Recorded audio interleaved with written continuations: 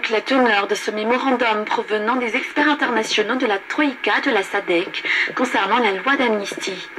Selon le ministre Victor Manansou, personne n'en connaît le contenu, si ce n'est que ce mémorandum servira à peaufiner le projet de loi que les juristes malgaches ont déjà élaboré pour que celui-ci soit conforme aux pratiques internationales.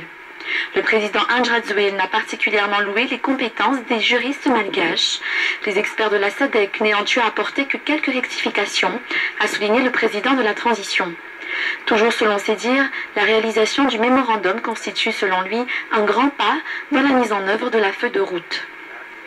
Ce jour, le président de la transition a ainsi remis ce mémorandum aux ministres concernés, qui sont la ministre de la Justice Christine Razanama-Assou et le ministre chargé des relations avec les institutions Victor Manansou, ainsi qu'aux juristes malgaches au palais d'Ambotsrouitch.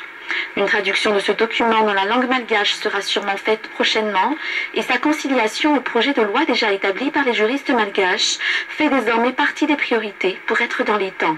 Donc nous ne pouvons pas donc dire de quoi il s'agit. On vient de nous remettre donc le document. C'est un document qui est quand même assez volumineux et c'est en anglais.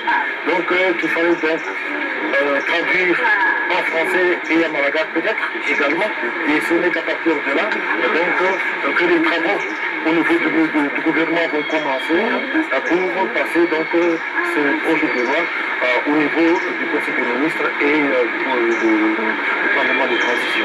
En effet, le projet de loi d'amnistie doit être achevé dans les plus brefs délais et doit être conforme aux pratiques internationales, du fait qu'elle constitue une des conditions exigées par la feuille de route pour pouvoir accéder aux élections.